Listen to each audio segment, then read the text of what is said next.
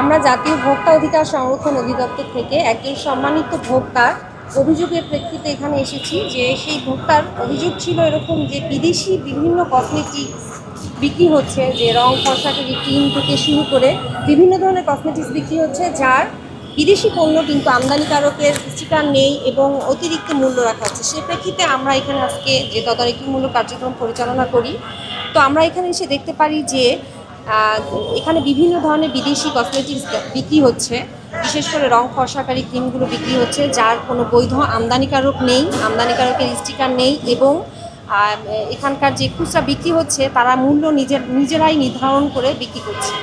তো যেটা আসলে আইন অনুসারে আইনের ব্যত্যয় হয়েছে, এজন্যে ভোক্তাধিকার সংরক্ষণ আইন অনুসারে 3টি প্রতিষ্ঠানকে জরিমানার আওতায় আনা হয় এবং তাদেরকে সচেতন করা হয় যে এরকমভাবে যদি বিদেশি পণ্য হয় সেক্ষেত্রে অবশ্যই বৈধ আমদানিকারক থাকতে হবে এবং আমদানিকারকই মূল্য দিবে এবং দেশীয় পণ্য হলে সেটা উৎপাদনকারী মূল্য দিবে, উৎপাদনের তারিখ, মেয়াদ উত্তীর্ণের তারিখ। এবং কসমেটিক্স পণ্য থেকে শুরু করে যে কোনো মোড়কজাত পণ্যের ক্ষেত্রে অবশ্যই উৎপাদনের তারিখ, মেয়াদ উত্তীর্ণের তারিখ, উপাদান, উপকরণগুলো, ব্যবহার বিধি এটা থাকতে হবে, এই বিষয়গুলো সচেতন করা। এটা হলো কন্টিনিউয়াস প্রসেস, আমাদের নজরদারি থাকবে। এরপরে যদি তারা করে তাহলে আমরা ব্যবস্থা নিই। বাংলাদেশের আইন অনুযায়ী তারা ব্যবসা করবে। তো বিষয়টি হচ্ছে, যেহেতু বিদেশি পণ্যের একটি ভালো মার্কেট বাংলাদেশে রয়েছে, তো এটি একটি রেগুলেশনের মধ্যে থেকে এটি করতে হবে। আপনারা অবগত আছেন যে আমরা বিভিন্ন সময় অভিযানে দেখেছি যে ঢাকার আশেপাশে এই বিদেশি পণ্যগুলি নকল হচ্ছে। তো আমাদের মেন কনসার্নটা হচ্ছে এটা যে বিদেশি পণ্যের নামে যাতে নকল বিক্রি না হয়। পাশাপাশি এই হোয়াইটেনিং ক্রিমগুলি এগুলি কিন্তু বিএসটিআই এর বাধ্যতামূলক পণ্যের অন্তর্গত।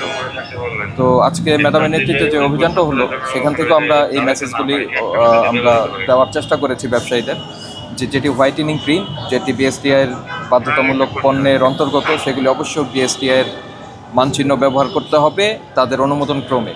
পাশাপাশি নকল পণ্য যাতে বিক্রি না হয় এই জন্য বৈধ আমদানিকারকের পণ্যটার ব্যবহার আনতে হবে।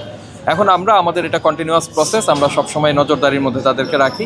তাদের এই প্রতিষ্ঠানগুলিতে জরিমানা করলাম আমরা এবং এগুলি নজরদারির মধ্যে থাকবে।